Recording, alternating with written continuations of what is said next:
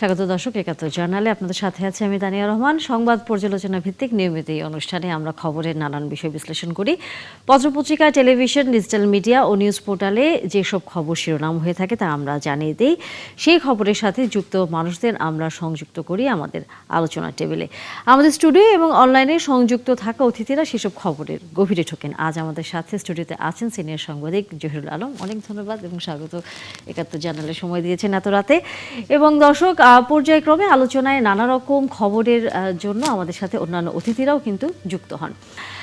কামরুজ্জামান রতন, মাননীয় এমপি এবং একই সাথে সমাজ কল্যাণ বিষয়ক সম্পাদক কেন্দ্রীয় বিএনপির, এবং একই সাথে যুক্ত হয়েছেন এরই মধ্যে ডক্টর শিব্বির আহমেদ, রাজনৈতিক বিশ্লেষক। আপনাদের দুজনকে স্বাগত জানাই এবং ধন্যবাদ আমাদের সাথে এত রাতে সময় দিয়েছেন একাত্তর জার্নালে। আলোচনায় নিশ্চয়ই আমরা শুরু করবো আপনাদের সাথে। জহিরুল আলম, আপনাকে দিয়ে একটু শুরু করি। সেটি হচ্ছে, হয়তো এখন আমরা পোর্টালগুলোতে সর্বশেষ খবরগুলো দেখি, কিন্তু দিনভর আমরা জানি যে সকালের দিকে মাননীয় প্রধানমন্ত্রী বেশ কিছু অঙ্গ সংগঠনের, দলীয় অঙ্গ সংগঠনের নেতাদের সাথে একটি সভায় ছিলেন এবং সেখানে তিনি বলেছেন যে নির্বাচনের আগে যেই ইশতেহারগুলো দিয়েছিল বিএনপির পক্ষ থেকে সেগুলো বাস্তবায়ন করা হবে। এবং বলা হচ্ছে যে তিনি বলেছেন যে ইশতেহার এখন শুধু বিএনপি না, এটা মানুষের ইশতেহার, সেটি বাস্তবায়ন করতে চান। এরই মধ্যে আবার বিরোধী দলের নেতা তিনি আবার এয়ারপোর্টে যখন জাপান এবং থাইল্যান্ড সফর শেষে এসেছেন, তখন তিনি আবার বলছেন যে বর্তমান সরকার রাজনীতি নিয়ে বেশি ব্যস্ত, আইন শৃঙ্খলা পরিস্থিতি থেকে মনোযোগ নেই, এরকম নানা মন্তব্য করেছেন। দুই পক্ষের বক্তব্যটা আপনি কেমন করে দেখছেন? প্রথম কথা হলো যে অনারেবল প্রাইম মিনিস্টার শুরু থেকেই কিন্তু বলে আসছিলেন, ঢাকায় যখন উনি নামেন তখন উনি মানুষকে জানান দিয়েছেন যে তার একটা পরিকল্পনা রয়েছে এবং সেই পরিকল্পনাকে কেন্দ্র করে উনি ইলেকশনে যে ক্যাম্পেইন করেছেন সেখানে অনেক বিষয়ে উনি কথা বলেছেন এবং এটা তো উনি পরিষ্কার করেছেন যে যেই কাজটি উনি করতে পারবেন শুধু সেটুকুই, ওনার ভাষা কিন্তু জবান দেওয়া, এই জবান যেটা উনি করতে পারবেন, যেটা ওনার কাছে ফিজিবল মনে হয়েছে সেই বিষয়গুলোতে উনি কিন্তু প্রতিশ্রুতি দিয়েছেন এবং ওই প্রতিশ্রুতির আলোকে কিন্তু বিএনপি একটা ইলেকশন ম্যানিফেস্টো করেছে। নির্বাচনে জেতার পরে উনি বলেছেন যারা আমাকে ভোট দিয়েছে আমি তাদের প্রধানমন্ত্রী, যারা ভোট দেয়নি তাদেরও প্রধানমন্ত্রী। কাজেই ঠিকই বলেছেন যে এখন বিএনপির যে ম্যানিফেস্টো, সেই ম্যানিফেস্টোটা আসলে একটা জাতীয় কর্মসূচিতে পরিণত হয়েছে। আমরা কিন্তু মানে সময় যতটা গেছে এই পর্যন্ত তাতে তার গুডউইলের একটা ভালো রিফ্লেকশন আমরা দেখতে পাচ্ছি। এটা কিন্তু শুধু সমালোচনার খাতিরে সমালোচনা করার প্রয়োজন নাই। উনি যে মানে তার যে কর্মস্পৃহা এবং প্রতিশ্রুতি বাস্তবায়নের যে ইন্টারনাল যে আর্জ, যে তাগিদ, সেটা কিন্তু রিফ্লেক্টেড হচ্ছে। এখন ওনার মধ্যেই শুধু রিফ্লেক্টেড হলে হবে না, ওনার পুরো একটা টিম আছে, সবাইকে নিয়ে উনি কাজগুলো করতে চাচ্ছেন। আমাদেরকে কিন্তু সময় দিতে হবে, কিন্তু বাই দিস টাইম উনি যেই কাজগুলো সূচনা করেছেন সেগুলো কিন্তু রিমার্কেবল এবং সেগুলো মোটামুটি প্রশংসাও করিয়েছে। ফ্যামিলি কার্ডের কথা বলা যায়, কিংবা উনি খাল খননের উপরে জোর দিয়েছেন, এগুলো ওনার একটা প্রতিশ্রুতি এবং পর্যায়ক্রমে উনি আরও কিছু কর্মসূচি বাস্তবায়ন করবেন। কিন্তু আমি মনে করি যে যেই সময় পেরিয়েছে এই সময়ের মধ্যে হয়তো এটুকু বলা যায় যে মর্নিং শোজ দ্য ডে, কিন্তু এটা ধারাবাহিকতা রক্ষা, এটা কনসিস্টেন্সি রাখা এবং তার টিমের অন্য সদস্যদের পারফরমেন্স এবং তাদের যে কমিটমেন্ট এবং তাদের যে চিন্তা, সেগুলো যদি যুক্ত করা যায় তাহলে হয়তো আমার মনে হয় যে অ্যাটলিস্ট মানে 6 মাস না গেলে তো মানে কনক্লুসিভ কিছু বলা মুশকিল।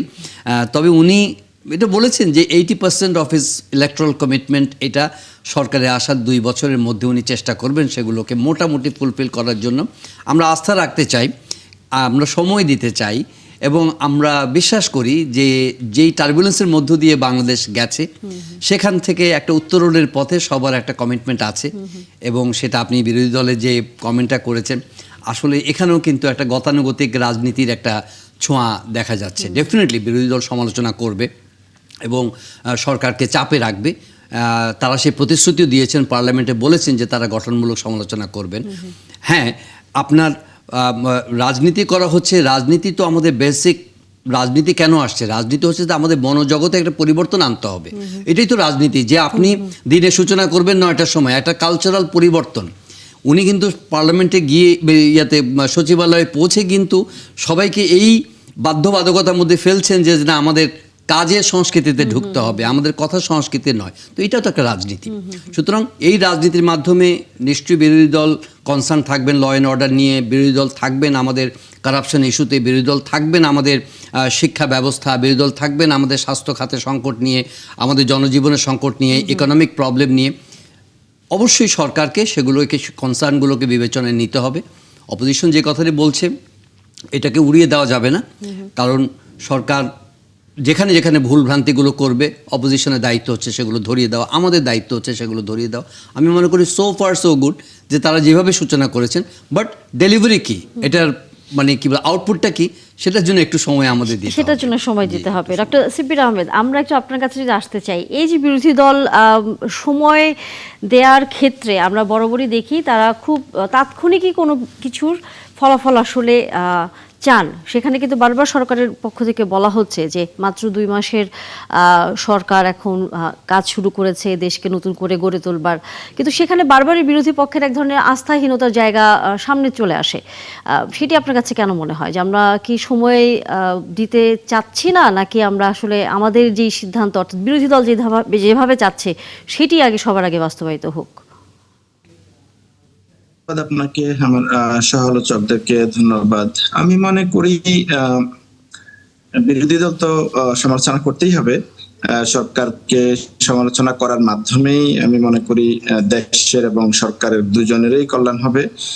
সরকারও সঠিক পথে থাকবে বা যেই জায়গাগুলোতে গুরুত্ব দেওয়া দরকার আছে সেই জায়গাগুলোতে গুরুত্ব দেবে।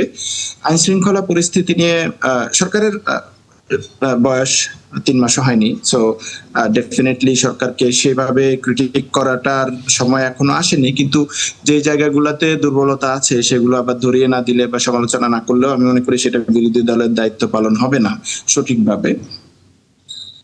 সরকারের নানান ভালো ইমেজ তৈরির প্রচেষ্টা আছে। এট দ্য সেম টাইম আইন শৃঙ্খলার কথা যদি আমরা বলি, এটা সত্য যে আইন শৃঙ্খলায় আসলে আমাদের তেমন কোনো উন্নতি হয়নি, বরং কিছু কিছু ক্ষেত্রে অবনতি দেখা যাচ্ছে।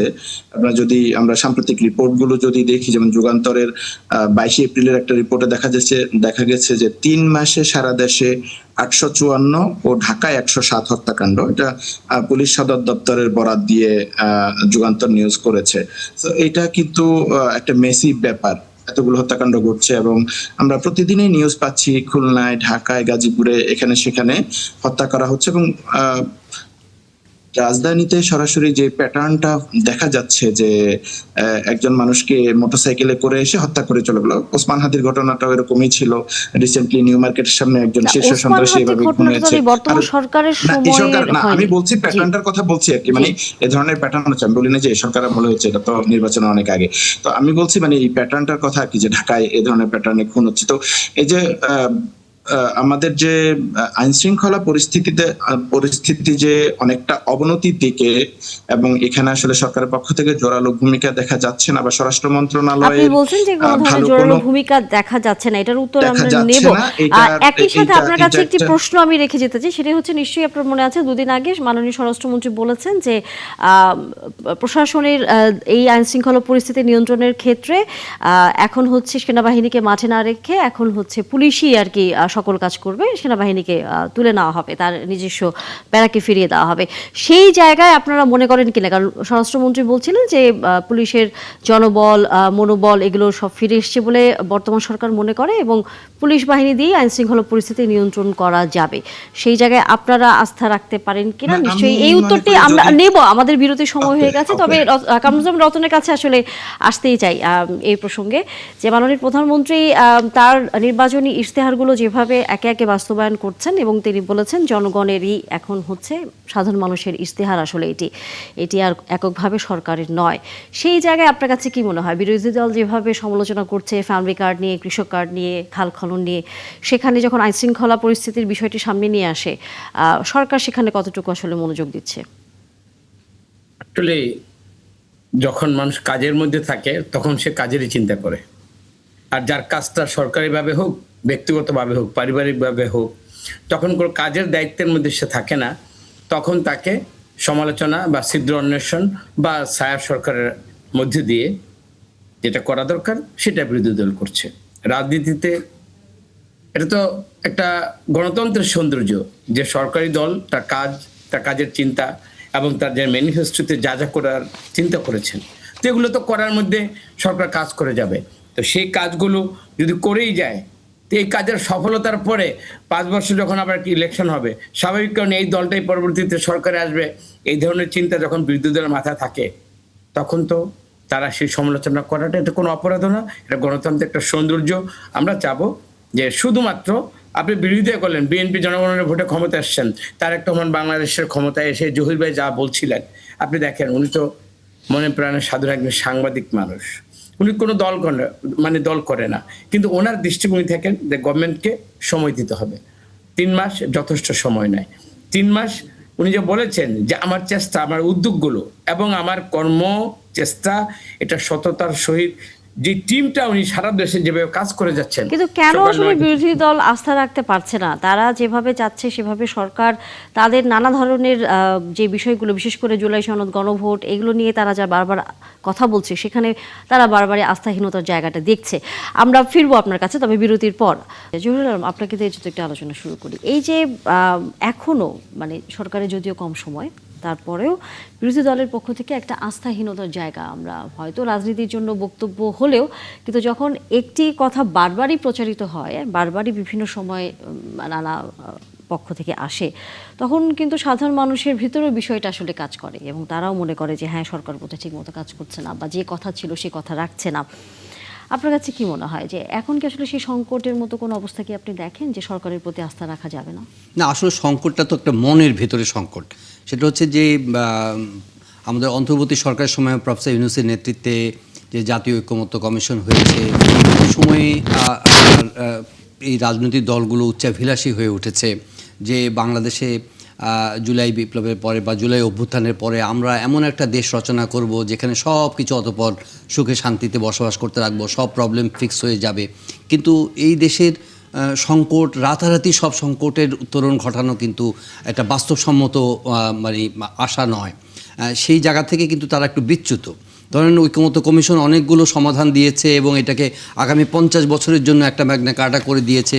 সেটা যদি অনুসরণ করেন তাহলে বাংলাদেশে আর কোনো সমস্যা থাকবে না। কিন্তু আসলে তো আমাদের যে ডিভাইসিভ পলিটিক্স, এই ডিভাইসিভ পলিটিক্সের তো কোনো সমাধান হয়নি। সুতরাং ওইখানে শুধু কাগজে কলমে সিগনেচার করে তারপরে একটা নির্বাচন করার পরে আমরা ওই রাজনৈতিক বন্দোবস্ত তৈরি হয়ে যাচ্ছে, এটা আমার মনে হয় যে টু অ্যাম্বিশাস। এখন ওই জায়গার মধ্যে কিন্তু আমাদের বিরোধী দল আটকে আছে। পার্লামেন্টে ডে 1 থেকে তারা যা যা আশা করেছিল, সেই আশার সূত্র ধরেই তারা ক্রমাগতভাবে ওই বিষয়গুলোকে চাপ দিয়ে যাচ্ছে এবং তারা অপেক্ষা করছে যে সরকারকে বেকায়দায় ফেলানো যাবে এবং তারা তাদের দাবিগুলো রিয়ালাইজ করতে পারবে, বা যেই প্রতিশ্রুতিগুলো তারা একমত হয়েছিলেন সেগুলো তারা রিয়ালাইজ করতে পারবেন। অবশ্যই তাদের চেষ্টা তারা অব্যাহত রাখবেন এবং তাদের রাজনীতিও এটা। কিন্তু কথা হচ্ছে যে যদি আপনি প্র্যাগমেটিক না হন, আপনি যদি বাস্তবতার উপর না দাঁড়ান, তাহলেই কিন্তু মানে এই সংকট কিন্তু আরও বাড়বে কিন্তু আগামী দিনগুলোতে। এবং সেই সংকট শুধু সরকারের জন্য না, এটা দেশের মানুষের জন্য। যেটা পার্লামেন্টের এই কনক্লুডিং সেশনে প্রাইম মিনিস্টার বলেছেন, অনারেবল প্রাইম মিনিস্টার বলেছেন যে আমরা যদি ব্যর্থ হই তাহলে সারা দেশ ব্যর্থ হয়ে যাবে, দেশের জনগণ ব্যর্থ হয়ে যাবে। সুতরাং আমি মনে করি responsibility not lie with only the government, it lies with the opposition as well. তারা যদি আপনার রেসপন্সিবল ভূমিকা পালন না করে, তারা যদি ক্যাওসের মধ্যে থাকে, মেসি পলিটিক্স করতে থাকে, তাহলে আমার মনে হয় যে আমরা যে উত্তরণ, আমরা যে একটা ভয়ঙ্কর একটা পরিস্থিতির মধ্য দিয়ে পার হয়ে এসেছি, যেটাকে ফ্যাসিজম বলছে, সেখান থেকে তাহলে নতুন দিনটা কোথায় শুরু হলো? নতুন দিন হচ্ছে কর্মে, চিন্তায়, মননে এবং আমাদের রাজনৈতিক ব্যবস্থায় ক্রমাগত সংস্কারের মাধ্যমে। তো সুতরাং আমার মনে হয় যে ওভারনাইট যে আশাগুলো করা হচ্ছে, এটা একটু উচ্চাভিলাষী। এই জায়গায় যদি একটু তারা রেস্ট্রেইন ধরেন, কিছুটা আলোচনা, কিছুটা ছাড় দেওয়া এবং অ্যাট দ্য সেম টাইম তাদের বিষয়গুলোকে নেগোসিয়েশনে যাওয়া। দেখেন যে সরকার হয়তো কিছু কিছু জায়গায় তাদেরকে ডাকছে, হয়তো কৌশলগত, মানে বিএনপি বা তার মিত্ররা ক্ষমতায় আসার পরে ডেফিনেটলি তারা তো কিছু জিনিস তো তারা পরিষ্কার করেছে যেটা কৌশলগত। আপনি ধরেন যে রাজনীতিতে কৌশল আছে, যেমন সরকারের আছে, অপোজিশনেরও কৌশল থাকবে।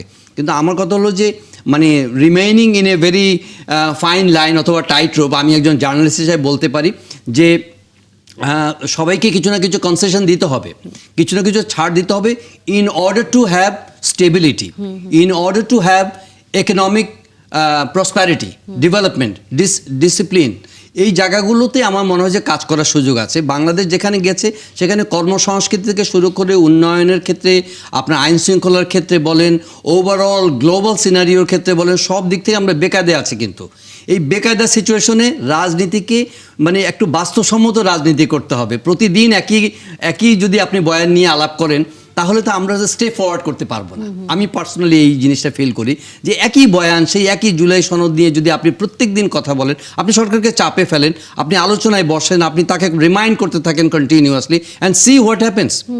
দেখেন এখন এই যদি মনে করেন যে না, আমাদের সরকারকে মানে বাধ্য না করা পর্যন্ত, এখন সেটা তো আগের দিনে গেছে এবং ওই রাজনীতি ছিল, কিছু না হলে পার্লামেন্ট থেকে বেরিয়ে আসা, বয়কটের সংস্কৃতি ছিল আমাদের। আমরা পার্লামেন্টকে মানে গণতান্ত্রিক চর্চার মধ্যে তো ঢুকিনি কখনো। আমরা এই গণতান্ত্রিক চর্চার মধ্যে আমাদের ঢুকে আমার মনে হয় যে একটা ক্রমাগত প্র্যাকটিসের মধ্য দিয়ে এটা অবশ্যই বিএনপিকে আপনার অ্যাকাউন্টেবল করতে হবে।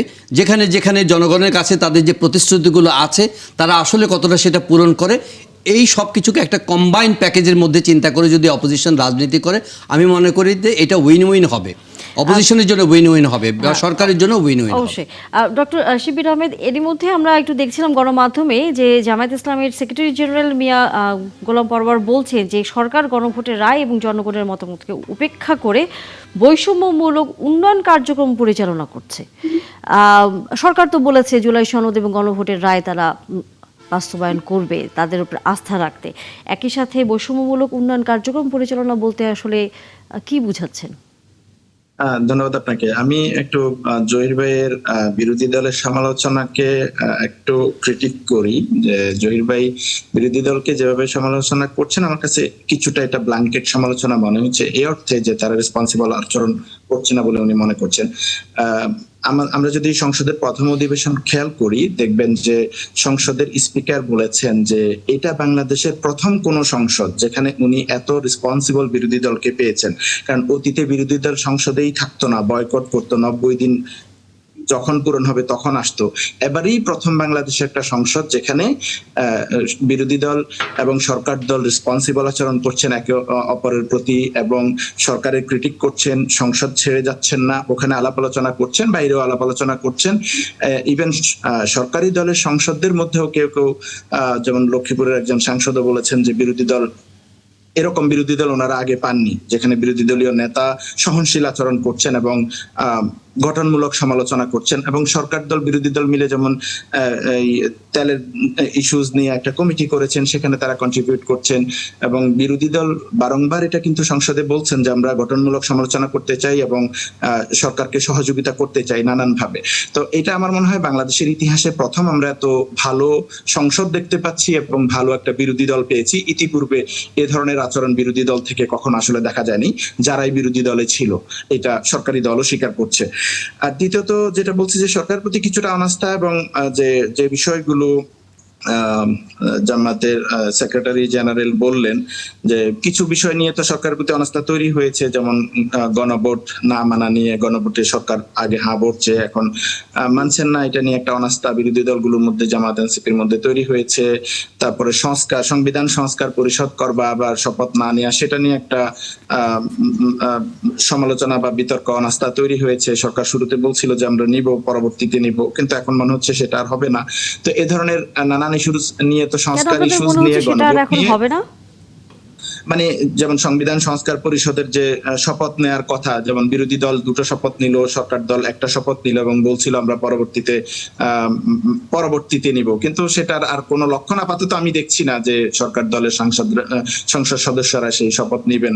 বা গণভোটের রায় নিয়েও এক ধরনের কিন্তু ধূম্রজাল তৈরি হয়েছে, যদিও বিএনপি বলেছে জুলাই সনদ বাস্তবায়ন করবে। জুলাই সনদ নিয়ে বিরোধী দলের এনসিপির পক্ষ থেকে বলা হয়েছে, নাহিদ ইসলাম এবং আখতার হোসেন বলেছেন যে একটা নোট পরবর্তীতে অ্যাড করা হয়েছে, এটা নিয়ে তাদের বিভিন্ন দ্বিমত বিতর্ক আছে। তো এটা নিয়ে আমার কাছে মনে হয় যেটা বলছেন যে জামাতের সেক্রেটারি জেনারেল যে সরকার ব্যাক পাস খেলছে, এটার একটা কারণ হতে পারে যে যেমন বিএনপির যে 31 দফা কর্মসূচি, এই 31 দফা সংস্কার কর্মসূচি ছিল, সেখানে কিন্তু প্রথম দফাই ছিল যে সংবিধান সংস্কার কমিশন গঠন করবে। কিন্তু এখন আবার বিএনপি পাওয়ারে এসে যেমন সালাউদ্দিন সাহেব বলছেন সংবিধান তো সংস্কার হয় না। তো এই ধরনের একটু দুরকম কথা মনে হচ্ছে আর কি, যে নির্বাচনের আগে একরকম কথা বলেছে, নির্বাচনের পরে আরেক রকম কথা বলছেন। এটা বিরোধী দলের মধ্যে অনাস্থা তৈরি করছে, বিশেষ করে গণভোট বাস্তবায়ন এবং সংস্কার ইস্যুতে। আমার মনে হয় এটা লেজিট সমালোচনা, তাদের সমালোচনা করা উচিত। এর বাইরে সরকারের অন্যান্য আইন শৃঙ্খলা পরিস্থিতি বা যেগুলো নিয়ে সমালোচনা আছে সেগুলো নিয়ে সরকারের বিরোধী দলের সমালোচনা করা উচিত। বরং কোনো কোনো কর্নার থেকে এটা বলা হচ্ছে যে বিরোধী দল এনাফ সমালোচনা করছে না, যে একটা শক্ত বিরোধী দল হিসাবে আইন শৃঙ্খলা পরিস্থিতি, হাম বা অন্যান্য এখানে বিষয়ে সরকার বারবারই এগুলো বলা নিয়ে- হচ্ছে যে এনাফ বিরোধী দল সমালোচনা এটা করছে, কেউ বিষয়টা বলছে, আমি সেটি বলছি না না, মানে যে আপনারা হয়তো কিছু একটা মানে কোন একটা বিষয়কে বারবার হচ্ছে নিয়ে আলোচনা করছেন, কিন্তু বিরোধী দল হিসেবে অন্যান্য যেসব বিষয়গুলো না, না, রয়েছে না, সেগুলোর সেটা ঠিক আছে, জায়গায় বিরোধী দল- আপনাদের অংশগ্রহণটা না, খুবই কম। বিরোধী দল সমালোচনা করছে এবং যেমন জহির ভাই বলছিলেন যে বয়কটের কথা, বিরোধী দল কিন্তু এবারে সংসদ বয়কট করেনি, ওয়াক আউট করেছে কয়েকটাই বিলের ইস্যুতে, সেটা সংসদের নিয়মিত কার্যক্রমের অংশের মতোই ওয়াক আউট করেছে, কিন্তু সংসদ বয়কট করেনি। এবং নতুন এখন যেমন আবার বাজেট অধিবেশন শুরু হবে নেক্সট মান্থে, সেখানে বিরোধী দল অংশগ্রহণ করবে। তো আমার কাছে মনে হয় বিরোধী দল, আমার অ্যাসেসমেন্ট যেটা, যে বিরোধী দল বাংলাদেশের ইতিহাসে যে কোনো বিরোধী দলের চেয়ে এবারের বিরোধী দল মোর রেসপন্সিবল এবং মোর কোঅপারেটিভ সরকারের সাথে। এটা আমার মনে হয় সরকার দল বিরোধী দল দুদলেই একমত হবে এই জায়গাটায়। আমার কাছে মনে হয় এটা আমাদের গণতান্ত্রিক উত্তরণের পথে যে যাত্রা, সেটার ক্ষেত্রে একটা নতুন মানে পদক্ষেপ হিসাবে বা স্টেপ হিসাবে আমরা কনসিডার করতে পারি। আমার কাছে মনে হয় সংবিধান সংস্কারের কথা হচ্ছে আপনারা আপনাদের ইশতেহারে বলেছিলেন, কিন্তু এখন সরকার গঠনের পর সেই বিষয়ে আপনারা আর কোনো রকম কার্যকর কোনো পদক্ষেপই নিচ্ছেন না। এই কথাটা বিরোধী দল থেকে বারবারই হলো আসছে। আসলে আসলে এখানে সরকারের অবস্থানটা কি? সরকার, আমি তো প্রথমেই বলেছি, সরি, সমালোচনা করার তো একটা জায়গা থাকা লাগবে। সরকার কাজ করবে, খারাপ কাজ করবে, সমালোচনা করবে, যেটা সত্য নির্ভর বাস্তবতার নিরিখে সে সমালোচনা করবে। তো এখন আপনারা এটা প্রতিদিন মানছে না, তো মানার না মানার কোন সিমটম আমরা দেখতে পেলেন? সরকার কি জনগণের কাছে মানে জবাবদিহিতা বা দায়বদ্ধ না? তারেক রহমান বাংলাদেশের প্রধানমন্ত্রী বলেছেন, দক্ষিণ প্লাজায় আমরা যতগুলো সনদে সাইন করেছি তা অক্ষর অক্ষরে পালন করব।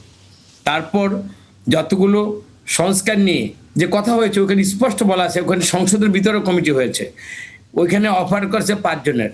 তা আমরা তো আবারও বলেছি, সমালোচনা হবে, গঠনমূলক হবে, জবাবদিহিতা থাকতে হবে সরকারের। সেটা তো আমি আমার দলের পক্ষে তো কথা বললো, তো আমি তো এই প্রশ্ন তো আমিও তো অনড়। কিন্তু এখন আপনারা বারবার বলছিলেন যে আপনারা সমালোচনা করছেন। এখন আপনি তো আমার প্রশ্নের উত্তরটা সম্পূর্ণ না দিয়ে আবার জহির ভাইয়ের কাছে চলে গেলেন। বাংলায় কিন্তু একটা প্রবাদ আছে, সেটা কি জানেন? যে কাজ করে তার 10টা সমালোচনা, আর যে করে না তার একটাই সমালোচনা। ও বেটা তো কোনো কাজই করে না। তার একটা বাংলাদেশের প্রধানমন্ত্রী কাজ করে যাচ্ছে, তো কাজের ভুল ত্রুটি থাকবে বা পদ্ধতিগত আপনার, বা এমনও হতে পারে তার একটা কাজগুলো যখন জনগণের কাছে এমনভাবে অ্যাড্রেস হচ্ছে, জনগণের হৃদয় ছুঁয়ে যাচ্ছে বিভিন্নভাবে, আমি মনে করি তার একটা স্টেপসগুলো যদি জনগণের কাছে এতটুকু পছন্দ হয় এবং আগামীতে এটা একটা তাদের এই যে কাজের যে গতি এবং কাজের যে প্যাটার্ন উনি তৈরি করছেন, আমার মনে হয় বিরোধী দল শঙ্কিত। বিরোধী দল মানে কি? তারা আগামীতে সরকারের জন্য চিন্তা করতেই পারে। আমার মনে হয় বিরোধী দলের উচিত সরকারের গঠনমূলক এবং সত্যিকার অর্থে যেগুলো, সেটা জুলাই সনদ বলেন, সংস্কার বলেন, এমন কোনো জায়গায় বিএনপি ওই জায়গায় কোন স্ট্যান্ড নিয়ে ফেলেনি যে আমরা এটা মানবই না। যেটা আলোচনার ভিত্তিতে আবারও বলেছি, আমরা কিন্তু 3 জায়গায় কিন্তু আমরা কিন্তু এক ছিলাম। সেটা সরকার যখন আমাদের অন্তর্বর্তীকালীন সরকারের কাছে আমরা কি চেয়েছিলাম?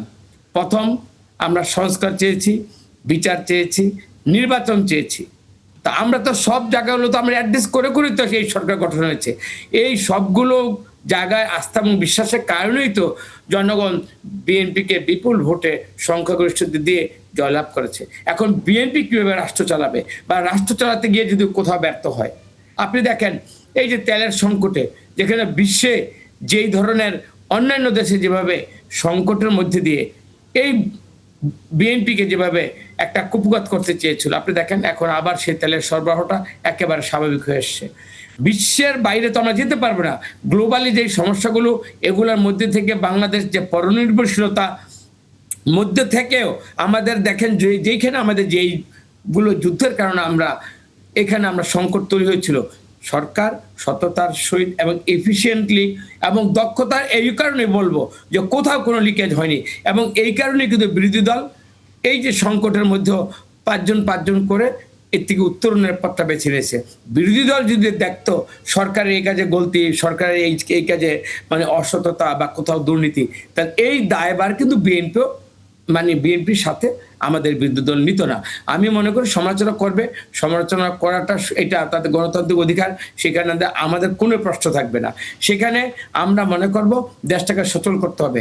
দেখেন বাংলাদেশটা একটা কিন্তু যুদ্ধ অবস্থা কি, গাজাতে আপনারা যেভাবে দেখেছেন না, বাংলাদেশের সার্বিক অর্থে একটা গাজা মানে একটা গাজার যে ধ্বংসস্তূপের উপর একটা যদি রিবিল্ড করতে চান আপনাকে যেভাবে করতে হবে, বাংলাদেশ থেকেও অর্থনৈতিক যতগুলো অবকাঠামো এবং যতগুলো বাংলাদেশের অর্গানিক যতগুলো বডি আছে, একটা রাষ্ট্রের নির্বাহী যতগুলো বডি আছে, সবগুলোকে আপনি সময় যদি নাই দেন, শুধু সমালোচনা করেন, এগুলো মানুষ এটাকে সাধুবাদ দেবে না। সেখানে একই সাথে বিরোধী দল তো যুক্ত করছে যে আইন শৃঙ্খলা পরিস্থিতির অবনতি হয়েছে, আইন শৃঙ্খলা পরিস্থিতি সরকার দেখছে না দেখে রাজনীতি নিয়ে ব্যস্ত আছে। সরকার তো রাজনৈতিক দল, রাজনীতি নিয়ে ব্যস্ত থাকবে না। আইন শৃঙ্খলা যখন কন্ট্রোল হচ্ছে না, এই ধরনের বলুন তো একটা লাগামহীন এরকম সস্তা শুধু বিরোধিতা খাতিরে বিরোধিতা করে এইভাবে জনগণের আস্থা অর্জন করা যাবে না। যদি কোথাও রতন ভাই বিরোধী দল যে প্রতিশ্রুতি ভঙ্গের নানা ধরনের অভিযোগগুলো করছে, আপনার কি মনে হয় যে তাদের এই কনসার্নগুলো অ্যাড্রেস যদি না করে সরকার একটা স্থিতিশীল বা একটা উন্নয়নমুখী রাজনীতি সত্যিকার অর্থে চালু করতে পারবে, বিরোধী দলকে যদি সন্তুষ্ট করতে না পারে? না, এখানে বিরোধী দলকে সন্তুষ্ট বা তাদেরকে বিগড়ে দেওয়া, এটা আমি এইভাবে দেখছি না। আমাদের দেশটা চালাতে হবে সাংবিধানিকভাবে, আইনগতভাবে, আইনের ভিত্তি থাকতে হবে এবং সেটা সংবিধানে নিয়ে আসতে হবে। আমরা এমন কোনো কাজ করব না সেটাতে অবশ্যই বিরোধী দল আস্থাহীন কেন হবে। একসাথে তো আমরা আন্দোলনটা করেছি, এবং আমরা তো এমন কিছু, যে আজকে একটা সেন্টেন্স আপনি দেখতে পেলাম, সলচাতুরি কখন, এই ট্রিকি শব্দগুলো নিশ্চয়ই রাজনীতিতে আমাদের বন্ধুত্ব বা সৌহার্দ্যের যে জায়গাটা, এই ট্রিকি শব্দগুলো ব্যবহার এখনই কিন্তু যথেষ্ট নয়। আপনি নিজে বলেছেন জহির ভাই, আপনি একজন সচেতন মানুষ, আপনি কি মনে করেন যে ধ্বংসস্তূপের উপর একটা সরকার, আজকে যদি এমন যদি হইতো বিরোধী দল যদি সরকারে আসতো, তারা কি আসমান থেকে ফেরেশতা এসে কি দেশটা চালাতো না? এই অর্থনৈতিক অবকাঠামো, এই রাষ্ট্রের যতগুলো ধ্বংসস্তূপের উপর এই সরকারকে দায়িত্ব নিয়েছে। আপনি দেখেন যে এইখানে তাদের সক্ষমতা আছে কিনা, তাদের যে অর্গানিক যে বডি বিএনপি তৈরি করেছে, ক্যাবিনেট তৈরি করেছে, তারা সততার সহিত তারা প্রতিটা জায়গায় মানুষের চাহিদা অনুযায়ী কাজগুলো আন্তরিকভাবে করে যাচ্ছে কিনা। আমার মনে হয় আপনি সঠিক বলেছেন, এই 3 মাস এটা যথেষ্ট সময় না, এটা আর্লি কমেন্স হয়ে যাচ্ছে। এটাতে হবে কি, জনগণ রাজনীতিবিদদের উপর এবং গণতন্ত্রের জন্য যে আমরা সংগ্রাম করেছি, দেখেন অস্থিরতা, অবিশ্বাস, এগুলো কিন্তু কোনোদিন ভালো সেন্টেন্স বা ভালো পরিবেশের জন্য সহায়ক শক্তি নয়। আমার মনে হয় আমরা মানুষের চোখে আমরা ভালো থাকতে চাই এবং ভালো কাজগুলো করে ভালো থাকতে চাই। এখানে কিন্তু সলচাতুরি করে কিন্তু মানুষের কাছে ভালো থাকা যায় না। 2 দিন ভালো থাকতে পারবেন, কয়দিন আপনি জনগণের কাছে আপনার প্রত্যাশা পূরণ না করে কিন্তু বিরোধী দল তো বারবারই বলছে আপনারা ছলচাতুরি করছেন। ডক্টর সিপির আহমেদ, আমরা আসবো ডক্টর সিপির আহমেদ, আপনার যদি এই বিষয়ে কোনো যুক্ত করা থাকে করতে পারেন। তবে আপনার কাছে একটা প্রশ্ন আমার যেটা ছিল যে আইন শৃঙ্খলা পরিস্থিতি এখন সামাল দেবে হচ্ছে পুলিশ প্রশাসন, সরকার মনে করছে সেনাবাহিনীকে আর মাঠে রাখার প্রয়োজন নেই। এখানে আপনার কোনো ধরনের সংকট বা কোনো ধরনের আইন শৃঙ্খলা পরিস্থিতির কথা সরকার স্বীকার করুক বা না করুক, আসলে এটা বাস্তবতা হচ্ছে যে আইন শৃঙ্খলা পরিস্থিতির অবস্থা আসলেই খারাপ। এটা আমি নিশ্চিত যে যেমন রতন ভাইও স্বীকার করবেন। এবং এটার সাথে আরো যুক্ত হচ্ছে যেটা, যে বিভিন্ন জায়গায় ধরেন বিএনপির 2 গ্রুপের সংঘর্ষে নিহত হচ্ছে বা আহত হচ্ছে, এই ধরনের ঘটনাগুলো হচ্ছে। যেমন রিসেন্ট টাইমের কিছু নিয়ে যদি আপনি দেখেন, খুলনায় বিএনপির 2 গ্রুপে 2 জন সংঘর্ষে 2 জন নিহত হয়েছে। তারপরে ঝিনাইদহে আধিপত্য বিস্তারকে নিয়ে বিএনপি 2 গ্রুপে 1 জন নিহত হয়েছে। চট্টগ্রামে মিরসরাইয়ে নিজ দলের নেতা কর্মীদের হাতে ছাত্রদল নেতা খুন হয়েছে, রকেটে দেওয়া হয় যুবদল কর্মীর। এ ধরনের আরো নানান জায়গায়, মোহাম্মদপুরে আসাদুল হত্যাকাণ্ডে জড়িত সাবেক যুবদল নেতা সহ 4 জন আটক হয়েছে। বিভিন্ন জায়গায় বহিষ্কার হচ্ছে কোনো জায়গায়। এটাও একটা মানে একটা বড় ফেনোমেনা হয়ে দাঁড়াচ্ছে যে এমনিতে আইন শৃঙ্খলা পরিস্থিতি খারাপ হচ্ছে, কিছু পারিবারিক কলহের কারণে হচ্ছে, কিছু শীর্ষ সন্ত্রাসীদের চাঁদাবাজি বা অন্যান্য কারণে হচ্ছে, কিছু আবার বিএনপির অন্তর্কুন্দলের কারণে হচ্ছে। তো বিএনপির যে অন্তর্কুন্দলের ইস্যুস গুলো হচ্ছে, এগুলো কিন্তু আসলে আধিপত্যবাদিতা অথবা চাঁদাবাজির ভাগাভাগি বা এই ধরনের ঘটনার জন্য হচ্ছে। তো এটা কিন্তু এই যে চাঁদাবাজি এবং খুন, আইন শৃঙ্খলার অবনতি, এগুলো কিন্তু কানেক্টেড একটা আরেকটার সাথে। তো এই বিষয়টাতে স্বরাষ্ট্রমন্ত্রী, তো আমাদের স্বরাষ্ট্রমন্ত্রী মহোদয় নানান ইস্যু যে কথা বলেন, সব মন্ত্রণালয় নিয়েই উনি দেখভাল করেন অনেকটা, এরকম সব মন্ত্রণালয়ের ব্যাপারে উনি জবাব দেন, কথা বলেন। তো এটাতে আমি জানি না যে কোনোভাবে এটা ক্ষুণ্ণ হচ্ছে কিনা যে ওনার মন্ত্রণালয়ে আসলে ওনার মনোযোগ দেওয়াটা কম হচ্ছে অন্য অন্য মন্ত্রণালয়ে মনোযোগ দিতে গিয়ে। সেক্ষেত্রে প্রয়োজনে স্বরাষ্ট্র মন্ত্রণালয়ে একজনকে ডেজিগনেটেড কাউকে অ্যাসাইন করা হয়তো বেটার হতে পারে।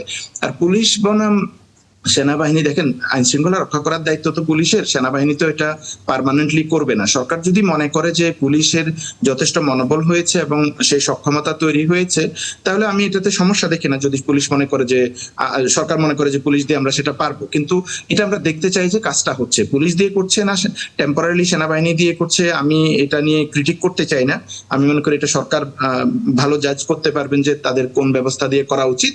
কিন্তু যদি মনে হয় যে কোনো কোনো জায়গায় অপরাধ প্রবণ এলাকায় পুলিশ আপাতত পারছে না, সেরকম যদি হয়, আপনি কি মন্তব্য করেছেন যে স্বরাষ্ট্রমন্ত্রী তার নিজ মন্ত্রণালয় থেকে অন্য মন্ত্রণালয়ের বিষয়ে আসলে অনেক বেশি জ্ঞান রাখছেন, কেন আপনার কাছে বেশি না? এটা যেমন সংসদেও বিরোধী দলের এমপিদের পক্ষ থেকেও কেউ কেউ বলেছেন এই কথাটা, কারণ উনি সব মন্ত্রণালয়ের ব্যাপারে উনি জবাব দিচ্ছেন বা সব মন্ত্রণালয়টা উনি তদারক করছেন, এরকম একটা ব্যাপার বোঝা যাচ্ছে ওনার রেসপন্স করা থেকে আর কি। দেখা যাচ্ছে অন্যান্য মন্ত্রণালয়ের প্রশ্ন আসলেও সেটা স্বরাষ্ট্রমন্ত্রী জবাব দিচ্ছেন।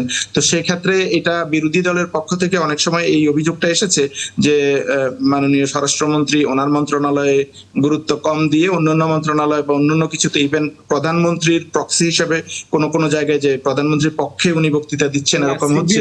কথা আমি একটু সরি, আমি ইন্টারাপ্ট করব প্লিজ। না বলেন, আমাকে লেট মি জাস্ট আমাকে একটু ক্লিয়ারিফাই করতে, আমাকে একটু দিতে হবে। না অবশ্যই আপনি বলবেন। আমি একটু বলি এর মধ্যে। আপনি দেখেন সংসদে যখন কথা হয়েছে, যেহেতু এই যখন সংস্কার সংবিধান নিয়ে যখন যেটা হয়েছে, এটা সালাউদ্দিন ভাই সবসময় এটা ওতপ্রোতভাবে হি ওয়াজ আ সাইন, সবাই গিয়েছে কিন্তু সবসময় এটা লেগেছিলেন। তো এইখানে আপনি যদি বলেন এই কথাটা, আমরা তো সংসদে আমরা ছিলাম, থাকি তো, কিন্তু ওনার আইন মন্ত্রণালয় এবং স্বরাষ্ট্র মন্ত্রণালয়ের বাইরে অন্য কোন মন্ত্রণালয় ব্যাখ্যা দিয়েছে? একটা এক্সাম্পল দিয়ে সিবির আপনি দিতে পারবেন? আমি এটা উনি আইন মন্ত্রণালয় এবং স্বরাষ্ট্র মন্ত্রণালয়ের বাইরের মন্ত্রণালয় নিয়ে উনি কথা বলেছেন। আমি যদি 2 মিনিট সময় দেন আমি হয়তো সার্চ দিয়ে বের করতে পারবো, কারণ অন্যান্য মন্ত্রণালয়ের ক্ষেত্রে আমি দেখেছি ওনার কথা। যাই হোক, আমি এটা আপনি কখনো যদি এটা পাওয়া যাবে, কারণ উনি কথা বলেছে, আমি নিজেই শুনেছি সংসদে। আমার জানা নেই, এটা আপনি যেটা বলেন ঠিক আছে, এটা হতে পারে যে মানে আপনার জানার মধ্যে নাই, বাট সংসদে এটা হয়েছে। সেটাই আমি বললাম। না ঠিক আছে, এটা সার্চ দিলে পাওয়া যাবে। এটা উনি বলেছেন, আমিও শুনেছি, এবং সংসদে বিরোধী দলের সদস্যরাও এই আলাপ তুলেছেন। তো এটা যে স্বরাষ্ট্র মন্ত্রণালয়ের, আপনি কিন্তু স্পেসিফিক বলতে পারেন, উনি একদম স্পেসিফিক আমি বলতে পারবো। আমি স্পেসিফিক বলতে পারবো, আমি দেখি বলতে হবে যে স্পেসিফিক কোন মন্ত্রণালয়ের ব্যাপারে বলেছেন। বলার অধিকারও ওনার রাখে কিন্তু না, আমি এটাকে করছি, আমি বলছি যে উনি মাল্টিপল মন্ত্রণালয় নিয়ে উনি রেসপন্স করছেন অন্যান্য মন্ত্রীদের পক্ষে, এইটা বলেছে। এবং এটা আপনি যেরকম গন্ডগোল খুনাখুনির যে চিত্রগুলো দেখলেন, বললেন, এটা কতদিনের মধ্যে এই ঘটনাগুলো? এই যে নির্বাচনের পর থেকে এই সময়ের নির্বাচনের পর তো 3 মাস হয়ে গেছে। আপনার বর্ণনাটা এরকম যে গতকাল আজকেই বোধহয় এই ধরনের ইনার কনফ্লিক্ট এতগুলো মারা গেছে। আপনি যদি এই 1 সপ্তাহের আইন শৃঙ্খলা পরিস্থিতিও দেখেন, তাহলে রতন ভাই দেখবেন যে এই 1 সপ্তাহে আইন শৃঙ্খলা পরিস্থিতির অবস্থা অনেক খারাপ, এবং নানান জায়গায় সাংবাদিক সহ সম্ভবত 7 জন খুন হয়েছে। আজকে গাজীপুরেই এক ফ্যামিলির 5 জন খুন হয়েছে, এ ধরনের নিউজ এসেছে। রাজধানীতে খুন হয়েছে, নানান জায়গায় খুন হচ্ছে। তো এটা আপনি যদি দেখেন, শুধু মার্চ মাসেই খুন হয়েছে 150-এর অধিক। এই নিউজটা কোথায়? এই যে যুগান্তরের নিউজটা। 5 জন দেখেন, আপনি দেখেন এর ভিতরে যান একটা পর, যখন আমি এখন 5 জন নিয়ে ঘরে বসবাস করতেছি, এটা কি এখানে যদি কেউ 5 জন যদি মারা যায় নিজেদের পারিবারিক দ্বন্দ্বের কারণে, এটা কি রাষ্ট্রীয়ভাবে আপনি কি এটাকে আইন শৃঙ্খলা পরিস্থিতির অবনতি হচ্ছে, এটা কি বলা যাবে? ফেব্রুয়ারি মাসে খুন হয়েছে 250, মার্চ মাসে খুন হয়েছে 317। তার মানে এটা বাড়ছে। এটা হচ্ছে যুগান্তরের। আমি বলছি আপনার এই তথ্যগুলো আমার কাছে সম্পূর্ণ আমাকে সত্য মনে হচ্ছেই না, এবং আমি না আপনাকে না, বলতে আপনি চাচ্ছি না। যুগান্তরের নিউজ, এটা যুগান্তরের 22 এপ্রিলের নিউজ, যুগান্তরের। 3 মাসের এবং তারা সরকারে এতগুলো খুন হলো তারা ভাই, আমার পুলিশ অধিদপ্তরের বরাত দিয়ে নিউজ করেছে। যাই জহির ভাই এখানে সাংবাদিক, জহির ভাই শুনছে, ওনার কাছে যদি এরকম অথেন্টিকেশন থেকে থাকে, আই থিংক যে উনিও এটা কিন্তু মানে বলতে পারে এই ধরনের না না, খুন যে এটা বাড়ছে নানান এটা জায়গায়। ডক্টর শেব্বির আপনি যেটা বলছেন, ডেফিনেটলি বাংলাদেশে ওভারঅল যে মানে ল অ্যান্ড অর্ডার এই ট্রেন্ডটা কিন্তু মানে এভারেজে ধরলে এরকমই থাকে। মানে এই ল অ্যান্ড অর্ডার কারণে has never been so impressive. হ্যাঁ, এখন এইটার একটা ধারাবাহিকতা আছে, কিন্তু এটা অস্বীকার করা যাবে না, ধারাবাহিকতা আছে। কিন্তু তাতে আপনি ওই যে বললেন যে একটা ব্ল্যাঙ্কেট মানে অভিযোগ করা যে এখন এটা ডেটোরিয়েটিং, এখন খুন বেড়ে যাচ্ছে, এইটা আমার মনে হয় যে একটু একটু ঢালাও হয়ে যাবে। কারণ আপনি যদি এভারেজে প্রি ইলেকশন টাইমও দেখেন, না আমার কাছে মনে হয় এটা যে কিছুটা বাড়ছে, আপনি দেখতে পাবেন। হ্যাঁ, না যেটা রতন ভাই বলার চেষ্টা করলেন যে পারিবারিক সহিংসতা যেগুলো হয়, এগুলো বাংলাদেশের মানে পার্সপেক্টিভে এগুলো আছে, কিন্তু আমরা এই অর্থ, আমার বলার অর্থ এই না যে হোম মিনিস্টারকে ডিফেন্ড করার জন্য আমরা কথাটা বলছি, বিষয়টা তা নয়। একেবারে আপনি যেভাবে একেবারে খুব র্যান্ডম বলছেন যে ল অ্যান্ড অর্ডার খুবই অবনতিশীল অবস্থায় গেছে, সেটা হয়তো এটা একটা trend, definitely it needs serious concern, এবং এটাকে অ্যাকোমোডেট করতে হবে। কিন্তু ওইভাবে বলার মধ্যে এক ধরনের কিন্তু একটা ইয়ে আছে, কিন্তু হ্যাঁ কি বলো, ও মানে তাকে ইমপ্লিকেট করার ইয়ে আছে। আপনার পয়েন্টটাকে অ্যাকনলেজ করেই আমি বলছি যে পারিবারিক হত্যাকাণ্ডগুলো আপনি যেটা বলছেন, এ ধরনের ঘটনা নানান সময় হয়ে থাকে, কিন্তু নতুন যোগ হচ্ছে যেটা যে বিভিন্ন ধরনের চাঁদাবাজি বা আধিপত্য বিস্তারকে কেন্দ্র করে খুনের ঘটনা, এইগুলো তো বাড়ছে। এগুলো তো ধরেন আপনি অন্য সময় পান নাই। পারিবারিক চাঁদাবাজি আর আধিপত্য বিস্তার বাড়ছে, কারা করছে বলে আপনারা মনে করেন? আমরা ফিরবো উত্তরটি নেবার জন্য। ডক্টর শিবির আহমেদ, আপনার কাছে প্রশ্ন ছিল, আপনি বলছিলেন আইন শৃঙ্খলা পরিস্থিতি নানা বিষয়গুলো নিয়ে, এবং সেখানে চাঁদাবাজি দখলদারির কথা আপনি বলছিলেন, এবং সেটি আগের থেকে বেড়েছে কিভাবে আপনারা সেটি তথ্য অনুযায়ী পেলেন যে বেড়েছে, বা কারা করছে? না, সম্প্রতি যেমন যমুনা টিভির একটা চাঁদাবাজির উপর একটা প্রতিবেদন আপনারা দেখবেন, এবং স্টার নিউজ আর একটা প্রতিবেদন করেছে ঢাকার চাঁদাবাজি নিয়ে, এবং দুটো চাঁদাবাজিতে দেখবেন যে যমুনা টিভি দেখিয়েছে যে বগুড়ার বাজার থেকে কাঁচা সবজি, 37 টাকার কাঁচা সবজি, বেগুন বা শসা, সেটা ঢাকার বাজারে আসতে আসতে কিভাবে 120 টাকা হয়ে যাচ্ছে। তারা একদম বগুড়ার কাঁচা বাজার থেকে ট্রাকের ড্রাইভারের সাথে ছদ্মবেশে এসে তারা সেটা দেখিয়েছে যে প্রতি জায়গায় জায়গায় এভাবে চাঁদাবাজি হচ্ছে, এবং সেটা বিএনপি নেতাদের নামেই ওইসব চাঁদাবাজি গুলো হচ্ছে, বিএনপির বিভিন্ন জেলা পর্যায়ের নেতাদের পক্ষ থেকে। ঢাকার নিউ মার্কেট এলাকায় সহ স্টার নিউজ আর একটা নিউজ করেছে, সেখানেও দেখিয়েছে কিভাবে ভাগ করে করে নিয়ন্ত্রণ করা হচ্ছে, চাঁদাবাজি করা হচ্ছে। আরেকটা প্রতিবেদন আপনি ভাইরাল ভিডিও দেখবেন, যেখানে একজন ট্রাক ড্রাইভার দাবি করছিলেন, যিনি নরসিংদী থেকে কুয়াকাটা পর্যন্ত ট্রাক পাঠিয়েছেন, 5,000 টাকা নানান জায়গায় চাঁদা দিতে হয়েছে। তো চাঁদাবাজির জায়গাগুলো পরিবহনে এবং কাঁচাবাজারে, ঢাকার ফুটপাতে নানান জায়গায় চাঁদাবাজিগুলো নিয়ে মেইন স্ট্রিম মিডিয়াগুলোতেই নিউজ হয়েছে। তো এটাতে তো বোঝা যাচ্ছে যে চাঁদাবাজিটা একটা স্ট্রাকচার হইতে, এবং সম্প্রতি আপনারা দেখেছেন যে কিছু কিছু জায়গায় ফুটপাত দখলমুক্ত করার নামে প্রথমে খালি করা হলো, তারপর আবার সেখানে সিস্টেমেটিক ওয়েতে ঘর এঁকে এঁকে দিয়ে নতুন করে বরাদ্দ দেয়া হচ্ছে। তো এগুলো কিন্তু এই যে সরকারি রাস্তা জনগণের জন্য হাঁটার জন্য খালি করা হলো, সবাই খুশি হলো যে আমরা হাঁটতে পারছি, এরপরে দেখা গেলো এখানে ঘর ঘর করে এঁকে দেয়া হচ্ছে এবং নতুন করে বরাদ্দ দেওয়া হচ্ছে। মানে এটা আবার এই হকারদের কাছে চাঁদাবাজি ঘর ঘর করে দেওয়ার ক্ষেত্রে তো সরকার থেকে বলা হয়েছে যে বিশৃঙ্খলা যাতে না হয়, কারণ অনেক এলোমেলো ভাবে থাকে, মানুষ হাঁটতেও পারবে, কেনাকাটাও করতে পারবে, কারণ উন্নত দেশগুলোতে অনেকটা এরকম ভাবে থাকে। না, এইটা হচ্ছে আপনি সরকারি রাস্তার, ইভেন সরকারি রাস্তার মাঝখানেও আপনি ফুটপাতের জন্য বরাদ্দ দিচ্ছেন, তার মানে হচ্ছে আপনি জাস্ট সরকারি জায়গাটা তো আপনার কাছে লিজ দেওয়া হয় না যে আপনি এটা দিবেন এভাবে দিয়ে ভাড়া তুলবেন। তো এটা হচ্ছে জাস্ট বিভিন্ন নেতারা বিভিন্ন লোকাল পর্যায়ে তারা ভাড়া দিয়ে দিয়ে চাঁদা আদায় করছে ভাড়ার নাম করে। আপনি বেশ কিছু গণমাধ্যমের কথা বলেছেন, প্রতিবেদন প্রকাশিত হয়েছে বা প্রচারিত হয়েছে, এরপর কোনো অ্যাকশনের খবর কি এসেছে? না, অ্যাকশনের এই যেসব যাদের বিরুদ্ধে অভিযোগ এসেছে তাদের বিরুদ্ধে কোনো ধরনের বরং বরং বরং মন্ত্রীদের পক্ষ থেকে সমঝোতার ভিত্তিতে নিলে এটা চাঁদা না এই ধরনের কথা বলা হয়েছে। এবং রিসেন্টলি আরেকটা নিউজও দেখেছেন আপনারা তো, যে মিরপুরে মিলেমিশে চাঁদাবাজি হচ্ছে, এই ধরনের ঘটনা হচ্ছে যে এক একজন এক এক এরিয়া ভাগ করে চাঁদা নিচ্ছে। তো এই ধরনের ঘটনা কিন্তু হচ্ছে, চাঁদার নিউজগুলো প্রতিনিয়ত আসছে। এবং আজকেও কোনো একটা নিউজ আসছে ঢাকার আন্ডারওয়ার্ল্ডের চাঁদাবাজি নিয়ে, যে তাদেরকে যদি চাঁদা দেওয়া না হয় তাহলে দোকানপাট ভাঙচুর করা হবে, তাদের মারধর করা হবে, গুলি করা হবে। সো তারা চাঁদা না আমাদের দিয়ে পারছে অতিথি না। বলছিলেন যে বিভিন্ন গণমাধ্যমে বিএনপি নানা নেতার খবর আসছে, কিন্তু তাদের বিরুদ্ধে কোনো ব্যবস্থা নেওয়া হয়নি। এই চাঁদাবাজি বা না, দখলদারির আমি জায়গাটা আপনাদের দিকে ইঙ্গিত করছে। একেবারে শিবির ভাইয়ের যে একতরফা এবং এইগুলোর তথ্য উনি যেভাবে কথা বলে যাচ্ছেন, আমি জাতীয়তাবাদী দল করি, তারেক রহমান বাংলাদেশে আসার পরে এরকম কোনো লাগামহীন হয়নি, আমি সেটা বলবো না। কিন্তু উনি স্পেসিফিক বলুক যে ওই জায়গায় এই এত বড় একটা ঘটনা হলো, চাঁদাবাজির ঘটনা, গভর্নমেন্ট কোনো অ্যাকশন যায়নি, দল তার বিরুদ্ধে কোনো আইনগতভাবে কোনো ব্যবস্থা নেয়নি। উনি যেইভাবে একটা বর্ণনা দিলেন, ন্যারেটিভ যেভাবে তৈরি করলেন, দেশটা তাও মনে হয় যে একবারে সন্ত্রাস এবং চাঁদাবাজির রাজ্যে অভয়ারণ্য হয়ে গেছে। আমি একটা ব্যবস্থা যেমন আমরা দেখেছি যে রিসেন্টলি যে হসপিটালের চাঁদাবাজিটা ওই যে ডাক্তার কামরুল সাহেবের কাছে, ওটার ব্যাপারে যুব দলের সভাপতি সেক্রেটারি গিয়েছিলেন এবং ওটা পরবর্তীতে বন্ধ হয়েছে, ওটা উনি চাঁদা দিতে হয় নাই, ওটা দেখেছি একটা ব্যবস্থা। আমি শিবির ভাই আপনাকে বলে, আমি একটা জেলার দায়িত্বে, মুন্সিগঞ্জ জেলা, এই যে দেখেন গরুর হাট নিয়ে শুনেছি ডাকাডাকি হয়, আমি কোথাও গিয়ে এই পর্যন্ত শুনিনি যে গরুর হাট নিয়ে সারা বাংলাদেশে কিন্তু সব সরকারের আমলে কিন্তু হয়। আমি যেটা সত্য সেটা স্বীকার করার মানুষ কিন্তু আমি, কিন্তু যেটা আপনি যেভাবে বর্ণনা দিলেন, মানে দেশটা তো তাহলে না না এরকম কোন তথ্য দেখেন।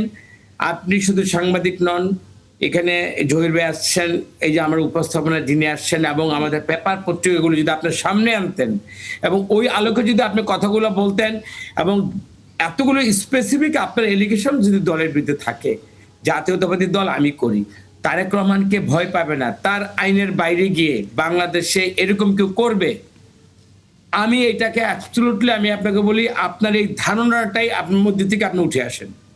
আমি বলি তারেক রহমান এখন বাংলাদেশে অবস্থান করছেন, উনি যখন লন্ডনে ছিলেন তখনই কিন্তু আপনি দেখেন, আমি স্বীকার করতে 7,500 বৈঠক করেছে। এখন দেখেন তো উনি বাংলাদেশের আজকে 3 মাস, তারপর নির্বাচনের পরে 2 মাস, আপনি কয়জন কোনাকে বৈঠক করতে হয়েছে? আমি কি বলেছি যে ওভারনাইট আমরা সবাই ফেরস্তা হয়ে গিয়েছি? আমাদের কন্ট্রোলিং এবং এই অপরাধকে প্রশ্রয় না দেওয়ার জন্যই জাতীয়তাবাদী দল জনগণের ভোটে এইভাবে একটা সংখ্যাগরিষ্ঠতার মধ্যে দিয়ে ক্ষমতা এসেছে, ক্ষমতা দায়িত্ব পেয়েছে। আমি মনে করি এই দায়িত্ব আমাদের আসলে এখানে আলোচনার সময় একেবারে কম, আমরা ছোট করে মন্তব্য নিয়ে আলোচনা শেষ করতে চাই।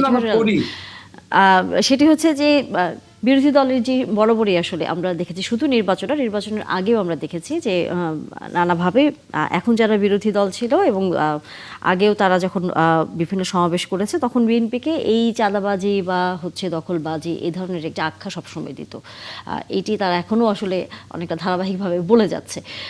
আপনি কি আসলে দেখেন যে সরকারের এই চাঁদাবাজির বিরুদ্ধে শক্ত অবস্থানে এখন পর্যন্ত আছে, বা সামনের দিনগুলোতে তাকে কি করা উচিত যাতে এই জায়গায় বিরোধী দল আস্তে আস্তে আস্থা ফিরে পায় যে না, চাঁদাবাজি কেউ করলে তার বিরুদ্ধে সরকার অবস্থান নিচ্ছে? না, আমি এখনো আমি এবারে সম্পূর্ণভাবে বলতে পারবো না এটা, কিন্তু এই আলোচনাটা খুবই হেলদি, খুবই স্বাস্থ্যকর আলোচনা। যে এখানে ডক্টর শিববির বেশ কিছু অভিযোগের কথা বললেন, এগুলো কিন্তু আপনি এটা যেমন সত্যি যে বাংলাদেশ এখন স্বর্গ হয়ে গেছে বা বেহেশতে অবস্থান করছি, বিষয়টা এরকম না। এই ঘটনাগুলো আপনি খুঁজলে পাবেন, এবং রতন ভাইও যেভাবে অ্যাকনলেজ করলেন যে আমরা সবাই ফেরস্তা হয়ে যাইনি, ওভারনাইটে আমাদের সব কিছু পরিবর্তন হবে না, কিন্তু রিফ্লেকশন অফ গুডউইল আছে কি না, এইটা হচ্ছে সবচেয়ে বড় কথা। আমি এই আলোচনাকে স্বাগত জানাই, এবং বিরোধী দল বা কিংবা এই ধরনের যারা ক্রিটিক আছেন, অবশ্যই সরকারকে holding responsible is there responsibility, যে আপনি তাকে প্রশ্ন করবেন, তাকে জবাবদিহিতার মধ্যে রাখবেন, এবং ক্রমাগত এই কনস্ট্রাকটিভ এই বিষয়গুলো আলোচনার মধ্যে থাকতে হবে।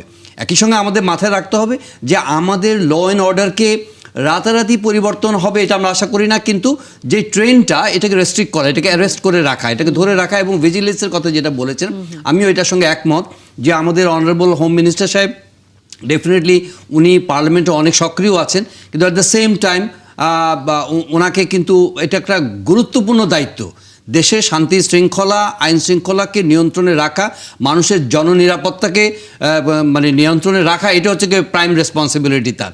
এখানে তাকে আরও বেশি মনোযোগ দেওয়া উচিত, বা দিচ্ছেন হয়তো, আমরা আশা করব আরও বেশি দিবেন, যাতে করে কোনো আনটোয়ার্ড কোনো ইনসিডেন্ট না হয়। আর চাঁদাবাজির ঘটনা এটা কিন্তু সব জায়গার মধ্যে কম বেশি এখনও আছে, কিন্তু ভিজিলেন্স আছে কিনা, এটার অ্যাকশন হচ্ছে কিনা, তাদের অ্যাকাউন্টেবল করা হচ্ছে কিনা, আইন শৃঙ্খলা রক্ষাকারী বাহিনী সক্রিয় আছেন কিনা, এই জায়গাগুলোতে আমি মনে করি সবারই দৃষ্টি দেওয়া উচিত, including the members of parliament. অবশ্যই অবশ্যই, ধন্যবাদ।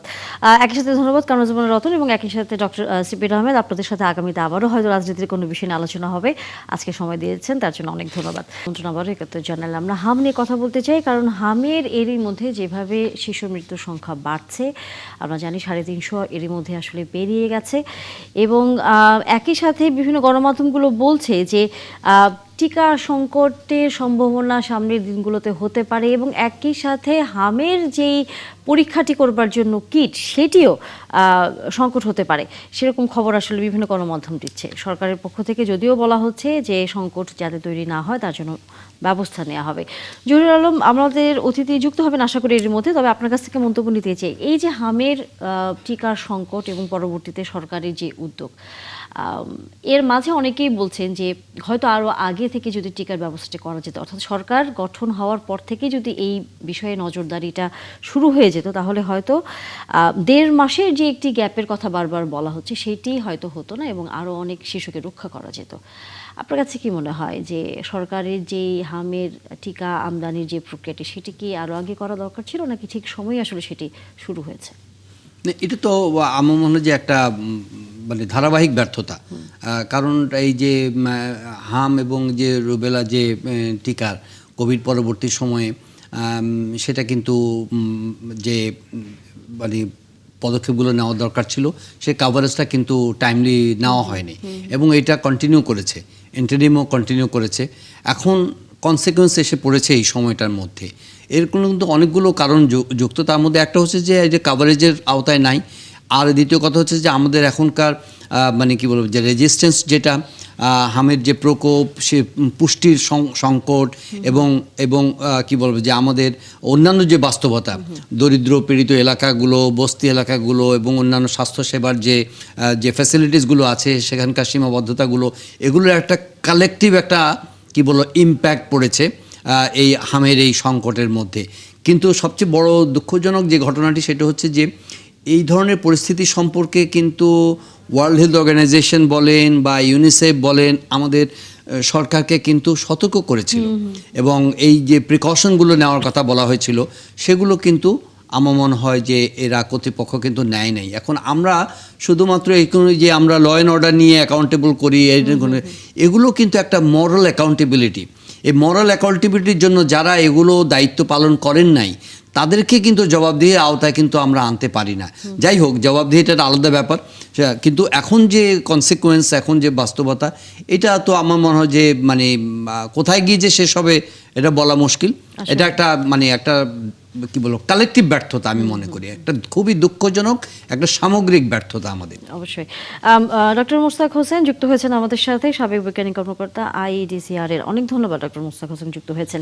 আমরা টিকা কার্যক্রম পরিচালনা করছি, তারপরেও তো আসলে আমরা কোনোভাবেই শিশু মারা যাবার সংখ্যাটি কমাতে পারছি না।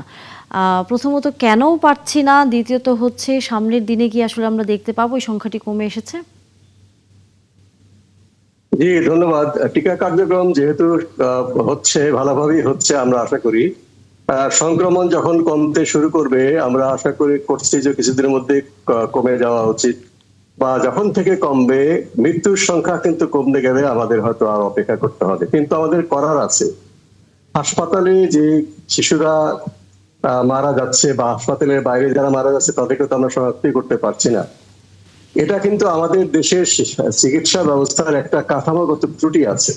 আমাদের চিকিৎসা ব্যবস্থা আমরা শুরুই করি হচ্ছে সর্বোচ্চ পর্যায়ের বিশেষায়িত হাসপাতাল দিয়ে, যেমন মেডিকেল বিশ্ববিদ্যালয়, মেডিকেল কলেজ, শিশু হাসপাতাল। আমাদের জোর দেওয়া উচিত প্রাথমিক স্বাস্থ্যসেবা থেকে শুরু করে। তাহলে একটা হামের রোগী প্রথমেই যাবে প্রাথমিক স্বাস্থ্যসেবা কেন্দ্রে, সেখানে থেকে প্রথমেই যে তাকে আমরা এখান থেকে টেক কেয়ার করি, সে আইসোলেশনে থাকবে, এবং যারা দরিদ্র পরিবারের শিশু, তাদেরকে আমরা সেকেন্ডারি কেয়ার হাসপাতালে যদি রাখি, তাহলে তারা জটিল অবস্থায় যাবে না, তাদের কাছ থেকে সংক্রমণ ছড়াবে না। এরপরে তৃতীয় পর্যায়ের যে হাসপাতাল, আপনি মেডিকেল কলেজ হাসপাতাল বা বিশেষায়িত হাসপাতালে যেতে পারেন। কিন্তু আমরা মানুষও মনে করে যে এই হাসপাতালে বড় বড় প্রফেসর আছেন, অপারেশন থিয়েটার আছে, সেটাই হাসপাতাল। এবং সেকেন্ডারি কেয়ার হাসপাতালকে মানুষ একটু গুরুত্ব দিয়ে দেখে না। আমাদের সরকারের যারা নীতি নির্ধারক যারাই আসুক না কেন, তারাই মনে করে বড় বড় হাসপাতাল ঠিক রাখলে আমাদের সবকিছু চলবে। দেখুন, বড় বড় হাসপাতালে আপনি তো আইসিইউতে জায়গা দিতে পারছেন না, আপনি আইসিইউ কত বানাবেন? বরঞ্চ আইসিইউতে যেন রোগী না আসতে হয়, সেই সংখ্যাটা কমে যায়, সেই কাজটা কিন্তু আমাকে প্রাথমিক স্বাস্থ্য সেবা কেন্দ্র থেকে শুরু করা দরকার। এবং মাঝারি মানের যে হাসপাতাল, সেখানে যেন আমরা যে কেয়ারটা দেবো, ফলে সে আর জটিল অবস্থায় যাবে না, সেখানে আমরা অক্সিজেন দিয়েই সারতে পারবো। এটা যতদিন পর্যন্ত আপনি না সারতে পারবেন, ডেঙ্গু বলেন বা এই হামের চিকিৎসা বলেন, যেটা আমরা জানি, আমাদের চিকিৎসকরা জানে, আমাদের যন্ত্রপাতিও আছে, আমাদের চোখের সামনে নির্মম মৃত্যু দেখতে হবে যে আইসিইউর অভাবে শিশুগুলো ছটফট করতে করতে মারা যাচ্ছে। কাজেই এখন যেটা সম্ভব, যারা আইসিইউর জন্য অপেক্ষায় আছে তাদের সবাইকে আইসিইউ দিতে হবে। এরকম একটা ক্র্যাশ প্রোগ্রাম সরকার নিতে পারে। দরকার হলে বেসরকারি হাসপাতালের আইসিইউ গুলো সাময়িক সময়ের জন্য সরকার অধিগ্রহণ করতে পারে ভাড়ার বিনিময়ে, যেন সব শিশুই যাদের আইসিইউ দরকার তারা জায়গা পায়, তাহলে কিন্তু মৃত্যুর সংখ্যা কমে আসবে। এর আগের যে অবস্থাটা, যারা আইসিইউতে এখনো যায়নি কিন্তু শ্বাসকষ্ট ডেভেলপ করছে, যাদেরকে অক্সিজেন দিলেই চলবে, তাদের জন্য সবার জন্য কিন্তু আমরা এই বাচ্চাদের যে উপযোগী অক্সিজেন যে ডেলিভারি, সেটা আমাদের দেশের বিজ্ঞানীরা বের করেছেন কিভাবে করা যায়। তাহলে কিন্তু আপনার আইসিইউ যাওয়ার সংখ্যা আরেক ধাপে আমরা কমাতে পারি। আর তার সবচেয়ে নিচের ধাপে যারা প্রান্তিক পরিবারের শিশু, তাদেরকে আপনি যদি হাসপাতালে গেলে বলেন যে তোমার এখনো জটিল অবস্থা হয়নি, তুমি বাসায় ফেরত যাও, এটা তার প্রতি একটা নির্মম রসিকতা। কারণ ওই প্রান্তিক পরিবারের শিশু তার বাড়িতে এক রুমে বহু লোক থাকে, একটা সংক্রমণ পরিবেশে সে থাকে, সে তো ওখানে গিয়ে আরো অসুস্থ হয়ে পড়বে। তাকে হাসপাতালে রাখা উচিত, তবে সেটা শিশু হাসপাতাল বা সংক্রমক ব্যাধি হাসপাতালে সম্ভব না। তাকে আপনি উপজেলা হেলথ কমপ্লেক্স বা ঢাকা শহরে এই ঢাকা মেডিকেল কলেজে সেনাবাহিনীর তাবু খাটিয়ে একটা আলাদা হামের আইসোলেশন ওয়ার্ড করছে, এসব জায়গায় যদি রাখি তাহলে এরা আর জটিল অবস্থায় যাবে না। অনেকেই, কেউ যাবে না, হয়তো সংখ্যাটা কমে আসবে। এইভাবে স্তর ভিত্তিক স্বাস্থ্য সেবার যদি আমরা চিন্তা, কথা এবং কাজে এখন পর্যন্ত আমরা করতে না পারবো, তাহলে এরকম একটা প্রতিরোধযোগ্য রোগে আমরা মৃত্যুটা কিন্তু থামাতে পারবো না।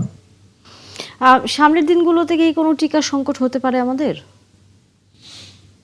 এইটা তো আমাদের সিস্টেমটা ডেভেলপ করেনি। যেই সিস্টেমের বলি হয়ে অন্তর্বর্তী সরকার টিকা কিনতে এত তাদের দেরি হলো। অন্তর্বর্তী সরকার টিকা কিনে গিয়েছিল, কিন্তু তারা ক্যাম্পেইন করার সময় পাননি। 2 ধাপে তারা টিকা কিনেছিলেন। এই যেই নতুন নিয়মে যাওয়ার কথা যে আমরা বাংলাদেশ সরকারের টাকা দিয়ে টিকা কিনবো, খুব ভালো কথা, কিন্তু বিদেশি টাকায় যখন টিকা কিনতে হয় সেটা একটা নিয়ম হয়ে গেছিল, ইউনিসেফ কিনবে। কিন্তু রেভিনিউ খাত থেকে বলা হলো যে না, রেভিনিউ টাকা খরচ করতে হলে টেন্ডার করতে হবে। সেই টেন্ডার হবে কি হবে না, পরে শেষ মুহূর্তে বিশেষ পারমিশন তারা পেয়েছিলেন অন্তর্বর্তী সরকার। টিকা তারা এনেছেন নির্বাচনের 1-2 মাস আগে, তখন তো ক্যাম্পেইন করার পরিবেশ ছিল না। এখন যে জরুরি টিকাদান চলছে আজ পর্যন্ত, সেটা কিন্তু অন্তর্বর্তী সরকারের কেনা টিকা। কিন্তু টিকা কেনার যে নিয়ম, যেটা একটা জরুরি জিনিস, এই জরুরি জিনিসকে আমরা ইউনিসেফকে দিয়ে কিনবো, রেভিনিউ টাকা সেখানে খরচ হবে, এই বিধি কিন্তু পরিবর্তন হয়নি। বিশেষ ক্ষমতা বলে বাংলাদেশ সরকার এই টাকাটা ছাড় করেছে। শুধু রেভিনিউ টাকায় টিকা কেনার সংকট ছিল না, সংকট ছিল সিরিঞ্জ কেনা, সংকট ছিল যে ট্রাক মার্কিন যুক্তরাষ্ট্রে ইউএসএআইডির পয়সায় এই টিকাগুলো পরিবহন করে একটা ফ্রিজার ট্রাকে জেলায় জেলায় পৌঁছানো হতো। ইউএসএআইডির টাকা সব বন্ধ করে দিয়েছিলেন বর্তমান প্রেসিডেন্ট ক্ষমতায় আসার পরে। তাহলে ট্রাক তো নিতে পারে না, এই ট্রাকের তেল কেটে দেবে। এই তেল যদি সরকার থেকে দিতে হয় তাহলে টেন্ডার কল করতে হবে। এই ট্রাকের অভাবে যে টিকাটা মজুদ ছিল সেই টিকাটা আপনার জেলায় যাচ্ছে না।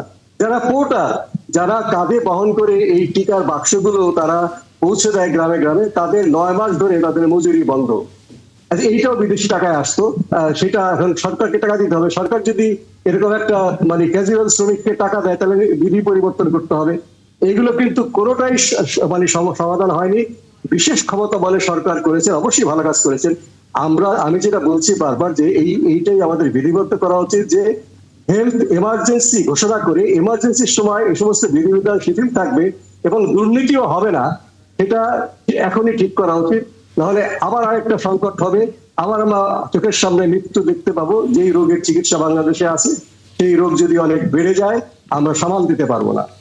আপনার পরামর্শ নিশ্চয়ই আমরা আশা করি সরকার পর্যন্ত হয়তো চিন্তা ভাবনার পর্যায়ে থাকবে। ধন্যবাদ ডক্টর মোস্তাক হোসেন, যুক্ত হয়েছেন আপনি আমাদের, এবং একই ধন্যবাদ সাথে আপনাকে। আবারও হয়তো কথা হবে। একই সাথে ধন্যবাদ জহিরুল আলম, আপনাকে আবারও নিশ্চয়ই আলোচনা হবে নানান বিষয় নিয়ে। দর্শক, এই ছিল আজকের ৭১ জার্নালে। দেখা হবে আবার।